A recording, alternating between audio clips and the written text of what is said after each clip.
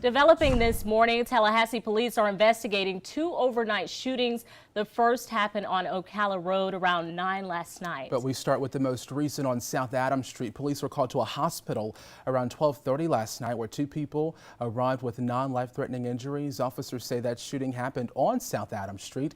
Hours before, police responded to Ocala Road around 9 o'clock where they found one person shot. That person was taken to the hospital and is expected to be okay. Now, these shootings come during a week where faith leaders are working to stop the violence. That's right. The most recent gathering brought faith leaders together at Love and Faith Community Church. This was the third event this week, spearheaded by the Frontline Pastors Action Council. Last night's event, catered to women, and City Commissioner Diane Williams-Cox was a guest speaker. She pushed women of all ages to set an example for others to prevent gun violence. Continue to strive to be the young lady that we were called to be and to help our community as we work through this senseless violence that's occurring in our community. Being able to do the things that we need to do, that we can do to help eradicate this violence. Last weekend, one person was shot on Texas Street. The weekend before that, a person was found dead inside a car near Kissimmee and Keith Street in the Bond community. If you have any information on these shootings, call the Tallahassee Police Department at 850-891-4200. And for nearly 5 years, the American Red Cross Capital Area has saved close to 600 lives thanks to their Sound the Alarm campaign. Sound the Alarm is when Red Cross representatives hit the streets to install new fire alarms in people's homes.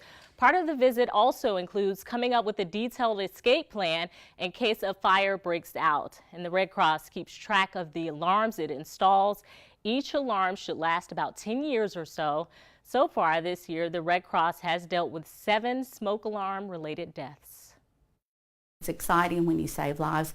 It's devastating when we have deaths that didn't have smoke alarms. We just had 3 last week in our area that people died. The team will meet at Walker Ford tomorrow morning at 9 and before visiting homes in the area. If you need a new smoke alarm, you can schedule some time with the Red Cross and they will work to accommodate you. Just head over to our website, WTXL.TV, for more information. Well, more healthcare options will soon be available on Tallahassee's south side. The new health center will be run by Florida State's College of Medicine. They're choosing to focus on the city's southwest side due to that area's need for health care. FSU says this is a necessity for those neighborhoods. Now, people who live there don't have to drive several miles just to see a doctor. Seeing what services we need here that are specific to the southwest side of Tallahassee, and also providing us community meeting spaces in their healthcare facility. So it's not just caring for the individual health of a person, but caring for the health of the community as a whole, and I think that's very important. There will also be a mental health team to help with stress, depression, addiction, and anything in between. The center opens its doors to the community on Monday. Okay, think back. Do you remember how you felt on graduation day? I do. Yeah. I felt nervous. Yeah, lots of nerves. For seniors in Valdosta, this weekend will likely be one they will not forget. Starting today, more than 1,000 undergraduate and graduate students will walk across the stage to receive their degrees. The graduate school graduation ceremony begins at 5 p.m. in the PE complex. Tomorrow, the undergraduate ceremony kicks off at 7 p.m. on the front lawn. Governor Brian Kemp is expected to deliver the keynote address. Lots of phone calls from my mom trying to fit. Where? I can't see you. Where you at? Wave your hand. Wave your hand. All that kind of good stuff. We certainly won't forget that. Well, we are less than a month away from the start of hurricane season, and you don't want to wait until the last minute to get prepared. That's right. As part of the National Hurricane Preparedness Week, Leon County is offering a free 5-gallon buckets. There is one catch, though. You have to get your hurricane supplies from local hardware stores this weekend. To get them, you can purchase them at $25 worth of hurricane supplies from Friday, May 10th through Sunday, May 12th.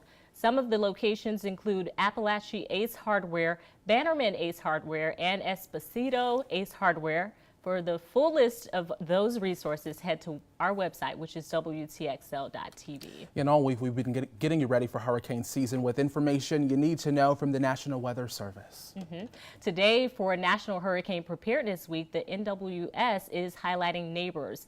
In times of disaster, many of us will depend on our neighbors for help. For those of us who have those older neighbors who live alone, though, now is the time to step up and make sure they are good with all of the hurricane supplies they need. If at any point an evacuation is ordered, help them get to a safe place. And if they choose to stay, make sure you check on them after the storm passes. Some good advice. And Destiny, you're coming from Jacksonville. I am. What experiences do you bring with you? I would say it is, like they say, now is the time. You know, you don't wait till the last minute to get your supplies. You want to get them early to make sure you're ready to go in case something happens. Absolutely. All right. Well, think you can't make good money working at Walmart? Well, you better think again. The nation's largest private employer reveals store managers earn an average salary of $175,000 a year. That's a lot of money. Sign me up. Right. Walmart has about 1.5 million workers, but only about 4,700 are store managers. Department managers earn around $52,000 a year. Walmart's average starting pay for hourly employees is $14 an hour. That's good. Facebook is bringing birthday cards into 2019 and giving stuff away for free. The social media giant launched a new feature where you can send people birthday cards through your story. You pick a background, then you upload the pictures, video, add a caption, then you send it. The card will be up for 24 hours, just like a regular story post. That means whoever you send it to can control who sees it. So Malcolm, who are you going to send yours to? Well, the key word was free. So, I mean, everybody gets a card at this point, you know, free, free, free. All righty. A major move overnight by the Trump administration that's grabbing China's attention, how a trade war could impact families here in the United States. But first, Court TV is back. I'm Julie Grant. As a lawyer, I'm an